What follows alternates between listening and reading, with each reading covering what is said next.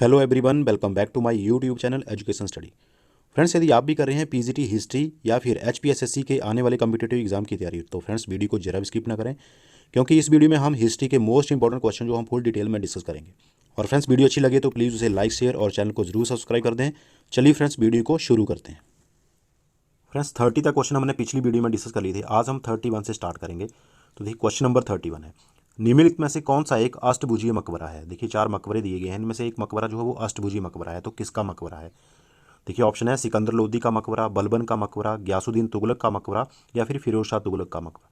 Friends, इसमें से देखिए सिकंदर लोदी का मकबरा जो है एक अष्टभुजीय मकबरा है। ए वाला हमारा यहाँ पर राइट आंसर होगा। और फ्रेंड्स, सबसे अधिक मकबरे जो थे उनका निर्माण लोधी काल में ही हुआ है। आगे देखिए, नेक्स्ट क्वेश्चन, अमीर खुसरो ने अपनी रचना आशिका किसके आदेश पर लिखी है? तो देखिए, आशिका रचना जो है ये है अमीर खुसरो की। तो ये किसके आदेश पर इसने लिखी थी? तो ये लिखी थी फ्रेंड्स खिज्र खान के आदेश में। देखिए, बी वाला हमारा यहाँ पर राइट आंसर होगा।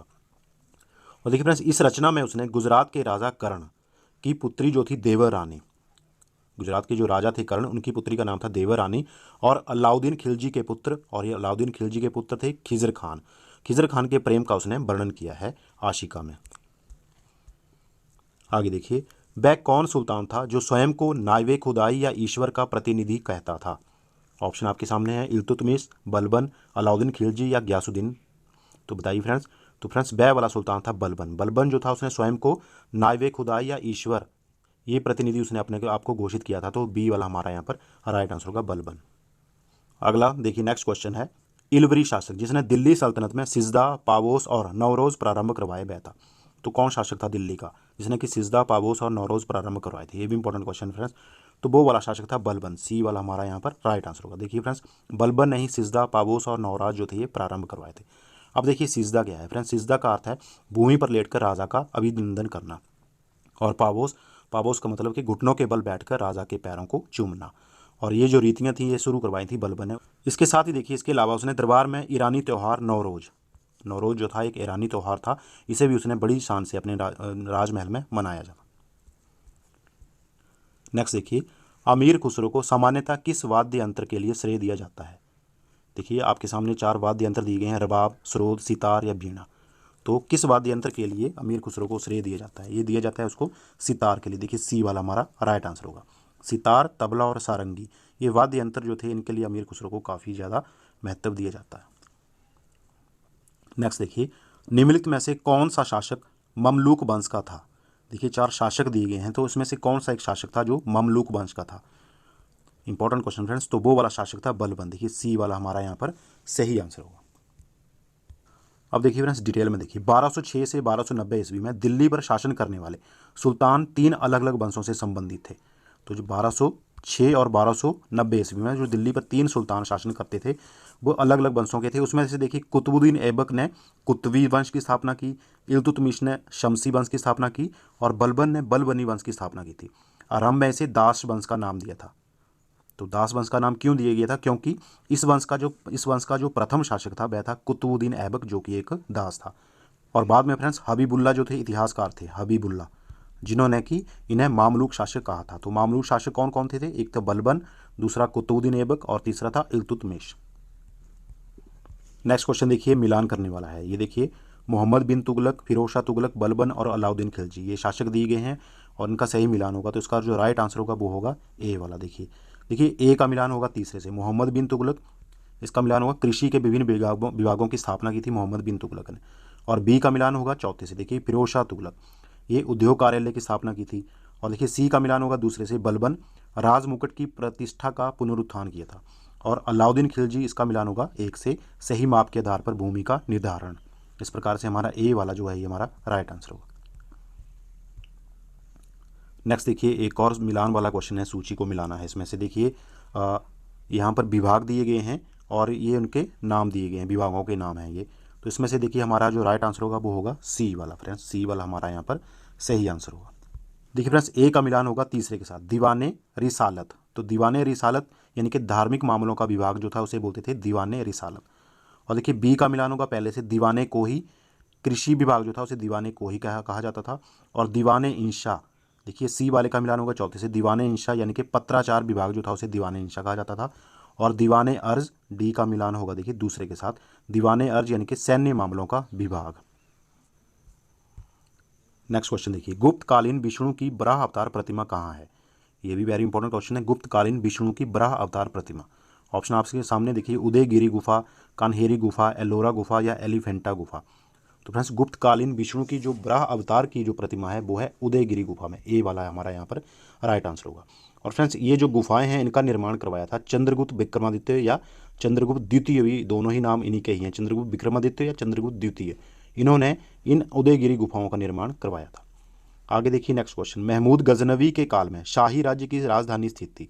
तो महमूद गजनवी के काल में शाही राज्य की राजधानी स्थित थी उदवांडपुर में, देखिए सी वाला हमारा यहाँ राइट आंसर होगा उदवांडपुर।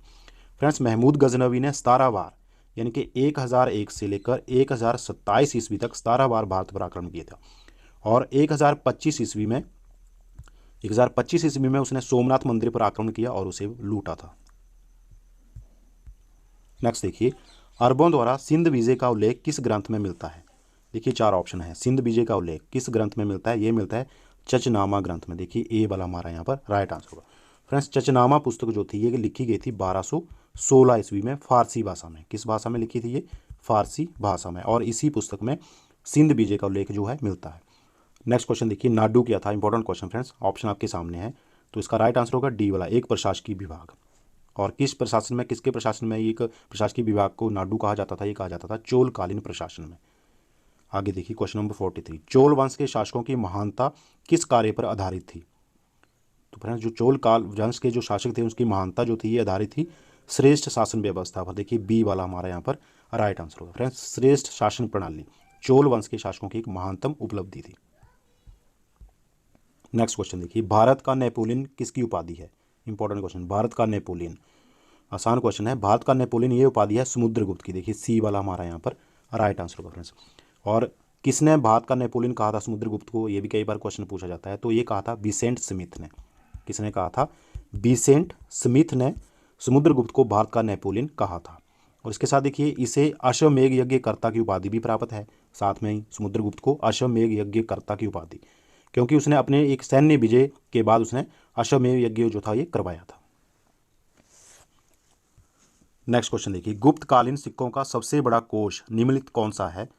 गुप्तकालीन सिक्कों का सबसे बड़ा कोष ये है बयाना, देखिए सी वाला हमारा यहाँ पर राइट आंसर होगा। फ्रेंड्स गुप्तकालीन सिक्कों का सबसे बड़ा कोष जो है बयाना राजस्थान में, कहाँ पर है ये? और राजस्थान में। देखिए फ्रेंड्स बयाना राजस्थान से 1821 में सोने के सिक्कों का एक भारी ढेर जो था ये प्राप्त हुआ था। नेक्स्ट क्वेश्चन देखिए, निम्नलिखित में से कौन सा विभाग कंटक शोधन से संबंधित था? देखिए फ्रेंड्स 4 विभाग दिए गए हैं, कराधान विभाग, उद्योग, पथकर या न्यायपालिका। तो इनमें से कौन सा एक विभाग जो था ये कंटक शोधन से संबंधित था? तो वो वाला विभाग है न्यायपालिका विभाग, डी वाला हमारा यहाँ पर राइट आंसर होगा। और फ्रेंड्स ये वाले विभाग जो थे ये थे मौर्य काल में। देखिए मौर्य काल में न्यायालय जो थे 2 प्रकार के थे, एक तो था धर्मस्थीय और दूसरा जो था वो था कंटक शोधन। ठीक है, तो ये दोनों विभाग जो थे ये थे न्यायपालिका से संबंधित। नेक्स्ट क्वेश्चन देखिए, चंद्रगुप्त मौर्य के शासनकाल में पाटलिपुत्र का प्रशासन एक समिति द्वारा संचालित था जिसके सदस्यों की संख्या थी, तो उसके सदस्यों की संख्या थी 30, देखिए बी वाला हमारा यहाँ पर सही आंसर हो। नेक्स्ट क्वेश्चन देखिए, चतुर्थ बौद्ध संगीति की अध्यक्षता किसने की थी? इंपॉर्टेंट क्वेश्चन फ्रेंड्स, बौद्ध संगीतियों से क्वेश्चन हर बार एग्जाम में पूछे जाते हैं। देखिए चतुर्थ बौद्ध संगीति की अध्यक्षता किसने की थी? तो ये की थी वसुमित्र ने, देखिए बी वाला हमारा यहाँ पर राइट आंसर होगा। देखिए फ्रेंड्स डिटेल में, चतुर्थ बौद्ध संगीति या चौथी जो बौद्ध संगीति थी इसका आयोजन हुआ था कुंडलवन कश्मीर में, ये भी पूछा जाता है कहाँ हुआ था? कुंडलवन कश्मीर में। और ये हुआ था कनिष्क के काल में, किसके काल में? कनिष्क के काल में। और इसकी अध्यक्षता की थी वसुमित्र ने, जो कि क्वेश्चन में पूछा गया है। देखिए प्रथम जो बौद्ध संगीति थी उसका आयोजन हुआ था राजगृह में, याद रखना है आपने, राजगृह में। किसके शासनकाल में? अजातशत्रु के शासनकाल में, और अध्यक्ष थे इसके महाकश्यप। और फ्रेंड्स जो दूसरी बौद्ध संगीति थी इसका आयोजन हुआ था वैशाली में, कहाँ पर हुआ था? वैशाली में। और किसके शासनकाल में हुआ था? ये हुआ था कालाशोक के शासनकाल में, और इसकी अध्यक्षता की थी सर्वकामिनी ने। और जो तीसरी बौद्ध संगीति थी इसका आयोजन हुआ था पाटलिपुत्र में अशोक के शासनकाल में, और इसकी अध्यक्षता की थी मोगली पुत्तिस ने। नेक्स्ट क्वेश्चन देखिए, हर्ष के शासनकाल में नालंदा विश्वविद्यालय का अध्यक्ष कौन था? इंपॉर्टेंट क्वेश्चन फ्रेंड्स, नालंदा विश्वविद्यालय का अध्यक्ष, तो हर्ष के शासनकाल में नालंदा विश्वविद्यालय का अध्यक्ष था शीलभद्र, देखिए बी वाला हमारा यहाँ पर राइट आंसर। फ्रेंड्स नालंदा विश्वविद्यालय की स्थापना गुप्त वंशी शासक कुमार गुप्त ने करवाई थी। किसने करवाई थी? कुमार गुप्त ने। और देखिए हर्ष के शासनकाल में जब चीनी यात्री ह्वेनसांग नालंदा विश्वविद्यालय गया था तो वहां के कुलपति जो थे आचार्य शीलभद्र थे। अगला क्वेश्चन देखिए, नासिक व कार्ले की गुफाएं किसके राज्य में स्थित थी? फ्रेंड्स नासिक व कार्ले की गुफाएं ये स्थित थी सातवाहनों के राज्य में। देखिए डी वाला हमारा यहाँ राइट आंसर होगा, सातवाहनों के राज्य में स्थित थी नासिक व कार्ले की गुफाएं।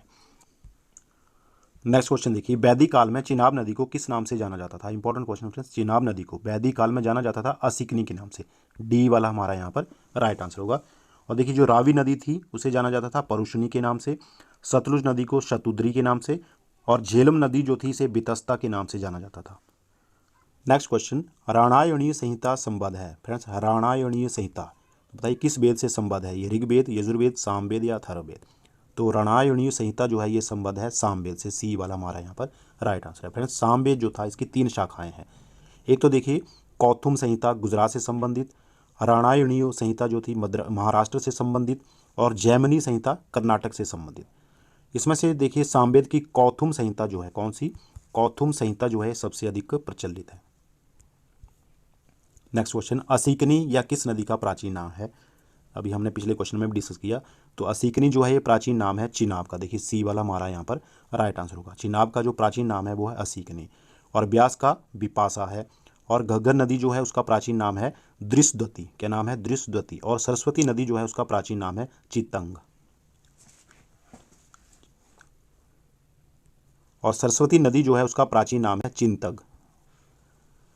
आगे देखिए नेक्स्ट क्वेश्चन, पुरातात्विक साक्ष्य से प्रकट हुआ है कि सिंधु घाटी सभ्यता के निम्नलिखित प्राचीन सभ्यता से संबंध थे। तो बताइए फ्रेंड्स, ऑप्शन आपके सामने, चीन, ग्रीस, इराक या श्रीलंका। सिंधु घाटी सभ्यता के व्यापारिक संबंध किससे थे? तो राइट आंसर होगा इसका इराक। सी वाला देखिए हमारा राइट आंसर होगा। इराक का पुराना नाम था मेसोपोटामिया। इसके साथ देखिए फ्रेंड्स, मध्य एशिया, उत्तरी पूर्वी अफगानिस्तान, ईरान, बहरीन द्वीप, मेसोपोटामिया, इराक तथा मिस्र आदि देशों के साथ सैंधव या सिंधु घाटी निवासी जो थे उनके घनिष्ठ व्यापारिक संबंध थे। नेक्स्ट देखिए, सिंधु सभ्यता में किस धातु की जानकारी मिलती है? सिंधु सभ्यता में ऑप्शन सोना, कांस्य, चांदी या तांबा।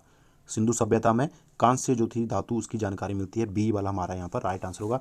इसलिए सिंधु घाटी सभ्यता को कांस्य युगीन सभ्यता भी कहा जाता है। अगला क्वेश्चन देखिए, चावल के प्रमाण हड़प्पा कालीन संस्तरों से किस प्रदेश से प्राप्त हुए?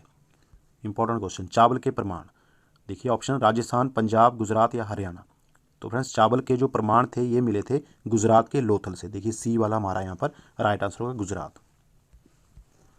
नेक्स्ट क्वेश्चन देखिए, कालीबंगा जहाँ प्राक हड़प्पा संस्कृति के अनेक स्थल पाए गए हैं निम्नलिखित किस क्षेत्र में स्थित था? कालीबंगा कहाँ स्थित था? फ्रेंड्स कालीबंगा स्थित था राजस्थान में। देखिए सी वाला हमारा यहाँ पर राइट आंसर होगा राजस्थान। और कालीबंगा राजस्थान में ही जुते हुए खेतों के साक्ष्य जो हैं वो मिले हुए। नेक्स्ट देखिए, सिंधु घाटी के निवासियों को किस धातु का ज्ञान नहीं था? इंपॉर्टेंट क्वेश्चन ये भी, सिंधु घाटी के निवासियों को बताइए सोना, चांदी, लोहा या तांबा। तो सिंधु घाटी के निवासियों को देखिए लोहा धातु जो थी उसका ज्ञान नहीं था। सी वाला हमारा यहाँ पर सही आंसर हो। नेक्स्ट क्वेश्चन देखिए, सही युग्मों को सुमेलित के लिए मिलान वाला क्वेश्चन। देखिए ये सिंधु घाटी के स्थल हैं और ये वहाँ के साक्ष्य हैं, तो सही मिलान करना है इनका। तो इसका जो फ्रेंड्स राइट आंसर होगा वो होगा बी वाला। देखिए ए का मिलान होगा पहले से। देखिए हड़प्पा 100 धान R37, और देखिए लोथल गोदीवाड़, लोथल गोदीवाड़ जो कि गुजरात में थी और सिंधु घाटी की सबसे बड़ी बंदरगाह थी लोथल।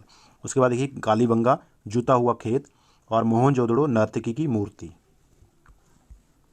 नेक्स्ट क्वेश्चन देखिए फ्रेंड्स, ये भी मिलान वाला क्वेश्चन है। इसमें सूची 1 में देखिए काल दिए गए हैं और सूची 2 में दिए गए हैं ये आश्रय स्थल दिए गए हैं। तो देखिए इसमें हमारा जो राइट आंसर होगा वो होगा बी वाला। बी वाला हमारा यहाँ राइट आंसर होगा। देखिए ए का मिलान होगा दूसरे से, पुरा पाषाण काल, नदी तट अधिवास, नदियों के किनारे रहते थे। दूसरा देखिए मध्य पाषाण काल, इसका मिलान होगा तीसरे वाले के साथ, शैल आश्रय अधिवास, मध्य पाषाण काल के लोग रहते थे चट्टानों में अपने घर बना के। देखिए तीसरा देखिए नव पाषाण काल, तो नव पाषाण काल का मिलान होगा, सी का मिलान होगा देखिए चौथे के साथ, गर्त अधिवास, नव पाषाण काल यानी कि गुफाओं में घर बना के रहते थे। और ताम्र पाषाण काल, देखिए ताम्र पाषाण काल का मिलान होगा कच्चे एवं पक्के मकान, ए वाले से। अगला क्वेश्चन देखिए, इनमें से किन्हें भारत के प्राग इतिहास के अध्ययन को आरंभ करने का श्रेय दिया जाता है? देखिए 4 वैज्ञानिक आपके सामने हैं, कॉमयार्डे, रॉबर्ट ब्रूस फूट, H.D. संकालिया या डी टेरा। तो इसका राइट आंसर होगा option B, Robert Bruce Foote. Friends Robert Bruce Foote जो थे ये ब्रिटिश भूगर्भ वैज्ञानिक तथा पुरातात्विक थे जिन्होंने कि भारत के प्राग इतिहास के अध्ययन को शुरू किया था। आगे देखिए, निम्नलिखित में से कौन सी संभवतः भारत में प्रयोग की जाने वाली प्रथम धातु थी। तो फ्रेंड्स, भारत में प्रयोग की जाने वाली जो प्रथम धातु थी वो थी तांबा। देखिए बी वाला हमारा यहाँ पर राइट आंसर होगा। देखिए नेक्स्ट क्वेश्चन, किसके नेतृत्व में एएसआई द्वारा भारत में सर्वप्रथम उत्खनन आरंभ किया गया। तो फ्रेंड्स, एएसआई द्वारा, एएसआई की फुल फॉर्म होती है friends archaeological survey of India. तो आर्कियोलॉजिकल सर्वे ऑफ इंडिया द्वारा भारत में सबसे पहले जो उत्खनन आरंभ किया गया था वो किसके नेतृत्व में किया गया था, वो किया गया था अलेक्जेंडर कनिंघम के नेतृत्व में। बी वाला हमारा यहाँ पर राइट आंसर होगा। और friends, ASI archaeological survey of India का जो मुख्यालय है वो है नई दिल्ली में। आज की वीडियो बस यहीं तक। आई होप कि इस वीडियो से आपको आने वाले कम्पिटिटिव एग्जाम में काफ़ी ज़्यादा हेल्प मिलेगी। जल्दी ही मिलेंगे इसी प्रकार की अगली वीडियो के साथ, तब तक के लिए जय हिंद। Thank you for watching पेशेंशली।